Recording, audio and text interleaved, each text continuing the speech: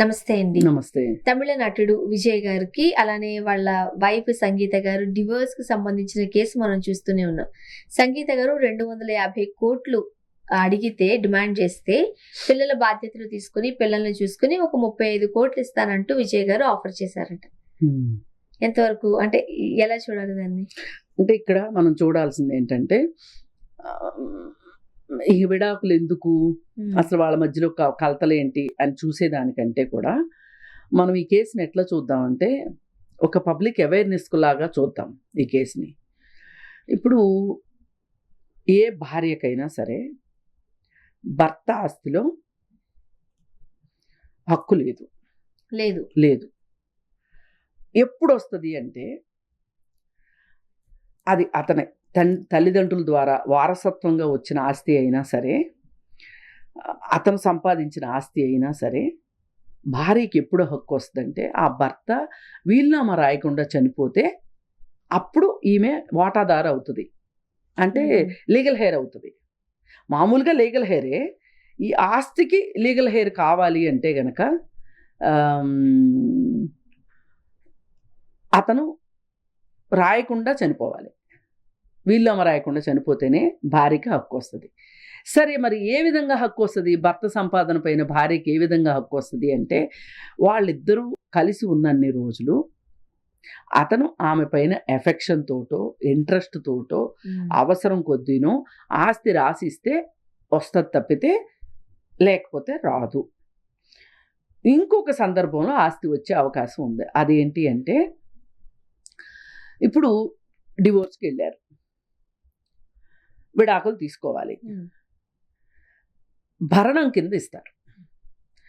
భరణం కింద ఇచ్చేది వాటా ప్రకారం భరణం రాదు. ఓకే. అతని స్థితిగతులను బట్టి భరణం వస్తుంది. ఇప్పుడు విజయ్ స్థితిగతులు ఏంటి? అతనికి కొన్ని కోట్ల రూపాయల ఆస్తులు ఉన్నాయి. ఈ కోట్ల రూపాయల ఆస్తులు ఉన్నాయని ఈవిడ నిరూపించగలగాలి. ఈవిడ నిరూపిస్తే దానిలో ఈవిడికి అతని స్టేటస్ ప్రకారం ఈమె కూడా బతికే హక్కు ఉంది. భర్త ఏ కారులో తిరిగితే భార్య కూడా అదే కారులో తిరగాలి. భర్త ఎటువంటి లైఫ్ స్టైల్ మెయింటైన్ చేస్తే భార్య కూడా అదే రకమైన లైఫ్ స్టైల్ మెయింటైన్ చేయాలి. అంటే దీని అర్థం ఏంటి అంటే, ఇది మెయింటెనెన్స్ కింద వస్తుంది ఒక రకంగా. ఇంకొకటి అంటే విడాకులు అవ్వకముందే వీళ్ళు ఏదైనా కేసులు వేసుకున్నారనుకోండి, విడివిడిగా ఉంటున్నారనుకోండి, అప్పుడు ఈ భార్యకి మెయింటెనెన్స్ కోసం భార్య వేసుకుంటుంది అనమాట. అట్లాగే అతనున్న ఇంట్లోనే ఉండే హక్కు కూడా ఉందన్నమాట. అందుకే కదా మొన్న నుంచి వెళ్ళని అన్నది. డొమెస్టిక్ వైలెన్స్ యాక్ట్లో అక్కడ భర్త ఇంట్లో ఉండే హక్కు ఉంది, ఆమెకి మెయింటెనెన్స్ అడిగే హక్కు ఉంది. అయితే ఈ మెయింటెనెన్స్ ఎట్లా ఇస్తారు అని అంటే, ఇప్పుడు ఆయన లైఫ్ స్టైల్ ఎలా ఉందో ఈవిడ లైఫ్ స్టైల్ కూడా అలా ఉండాలి అనే ఉద్దేశంతో మెయింటెనెన్స్ వస్తుంది. ఇకపోతే మెయింటెనెన్స్ కాకుండా ఇక్కడ ఏంటి అంటే అల్ముని దాకా వచ్చేసింది, భరణం దాకా వచ్చేసింది ఇలా కేసు. ఈ భరణం దాకా వచ్చినప్పుడు ఏంటి అంటే ఈమె 350 కోట్లు అడిగింది, అతను 35 కోట్లు ఇస్తానన్నాడు.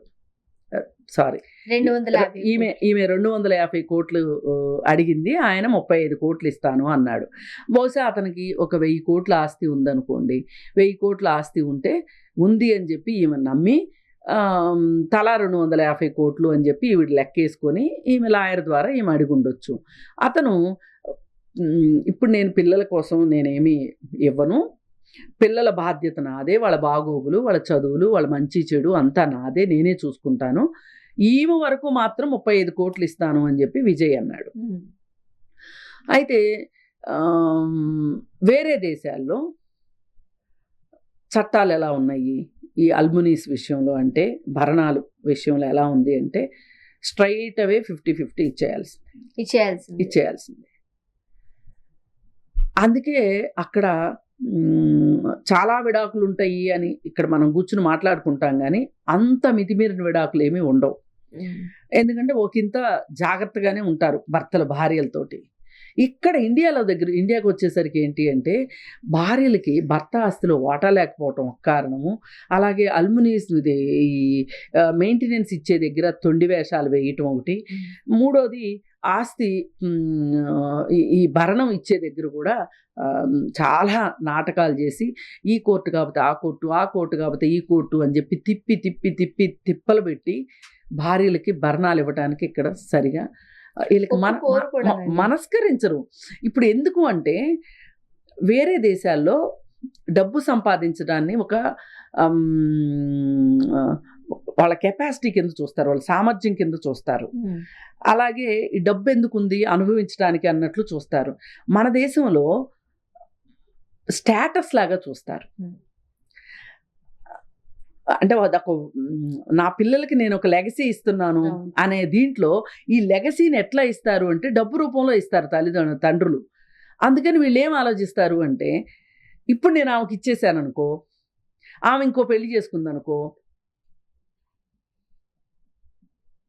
అని ఆలోచిస్తారు.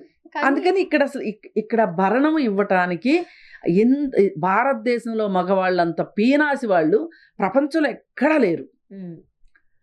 కానీ అది కూడా నిజమే కదా. ఈ భర్త నుంచి విడిపోయిన తర్వాత వచ్చిన ఆస్తితో ఆమె అట్లానే పిల్లల్ని చూసుకుంటూ ఉండిపోతుందనే లెక్కలేదు. తనకి తన స్వతంత్రం ప్రకారం తను వేరే వాళ్ళని వివాహం చేసుకోవచ్చు కాబట్టి ఈ అమౌంట్ అంతా నేను లాస్ అయిపోతాను కదా, దాన్ని వేరే వాళ్ళకి పెడతది కదా అనే భయం ఉంటది కదా. అంటే ఇక్కడ అసలు భరణం అనే మాట ఎందుకు వచ్చింది అంటే ఈ పెళ్లి వల్ల ఇప్పుడు 3 ఏళ్లకో 5 ఏళ్లకో కాంట్రాక్ట్ పెళ్లి కాదు ఇది, హిందూ వివాహ చట్టం అనేది.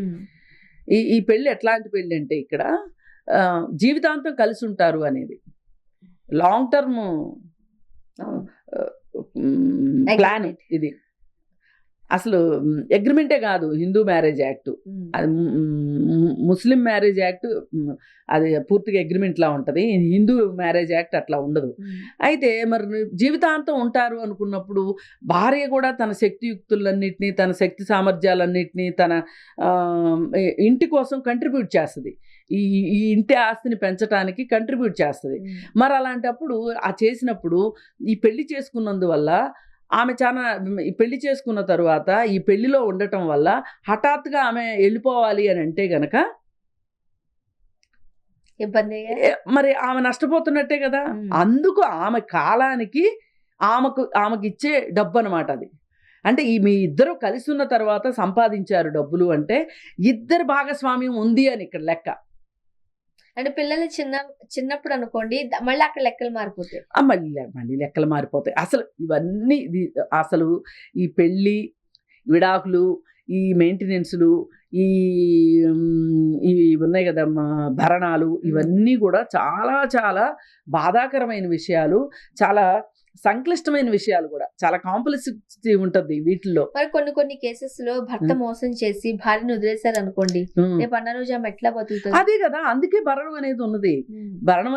అందుకే. కాకపోతే భర్త మన దేశంలో మగవాళ్ళు ఇప్పుడు ఈ ఐటీ ఎంప్లాయీస్ వచ్చిన ఈ కాలంలో కొన్ని మహిళలకు కూడా హక్కులు ఉన్నాయి. కానీ మామూలు పరిస్థితుల్లో మనం ఆలోచిస్తే ఎంత అవునన్నా కాదన్నా సామాజికంగా కావచ్చు, ఆర్థికంగా కావచ్చు, ఆస్తిపరంగా వీటన్నిటి దృష్ట్యా మహిళ బలహీనరాలు. ఈ పరిస్థితుల్లో అతను తనకున్న సోషల్ అంటే ఒక పరపతి ఉంటుంది కదా, బాగా తెలిసిన వాళ్ళు ఉంటారు అతని సర్కిల్ వల్ల, కానీ అతను కేసుల్ని ప్రభావితం చేయగలిగేటట్లు ఉంటాడు. పైగా ఆర్థిక వనరులన్నీ అతని దగ్గర ఉంటాయి కాబట్టి అతను మంచి లాయర్లను పెట్టుకోగలుగుతాడు. ఈమె పెట్టుకోలేదు. ఇప్పుడు ఈమె తరఫున ఎవరు పీపీ వాదిస్తారు, ఆయన తరఫున ఆయన పెట్టుకున్న లాయర్ వాదిస్తాడు. ఇట్లా మహిళకి న్యాయం జరగట్లేదు. భారతదేశంలో విడాకులు అనేది మహిళకి ఒక రకంగా పూర్తి న్యాయం అయితే జరగదు. అది కొన్నిసార్లు ఒక శాపంగా కూడా పరిణమిస్తుంది. అందుకని చెప్పి అసలు ఈ బాధాకరమైన పరిస్థితిలోకి వెళ్ళకూడదని కోరుకుందాము. ఒకవేళ వెళితే కనుక న్యాయం జరగాలని కోరుకుందాం. ఆ దృష్టితోనే అతను 35 కోట్లే ఇస్తానంటున్నాడు. ఇప్పుడు విడాకులు ఎవరికి కావాలి అనే దాన్ని బట్టి కూడా ఈ కేసు ముందుకెళ్తుంది. ఇప్పుడు ఆమె నేను ఏమైనా సరే నాకు విడాకులు కావాల్సిందే అందనుకోండి, భర్త ఇష్టానుసారం బట్టి ఉంటుంది. అదే భర్త విడాకులు అడిగాడు అనుకోండి, ఈమె పట్టుబడుతుంది, నాకు ఇంత ఇస్తేనే విడాకులు ఇస్తాను అని. ఇప్పుడు విడాకులు తీసుకుంటేనే వీళ్ళు ఇంకో పెళ్లి బంధంలోకి వెళ్ళగలుగుతారు. అందుకోసం ఏంటి అంటే ఎవరి అవసరాలను బట్టి వాళ్ళు, ఎవరి శక్తి సామర్థ్యాలను బట్టి వాళ్ళు ఆట ఆడుతూ ఉంటారు. చూద్దాం. Thank you so much. Thank you.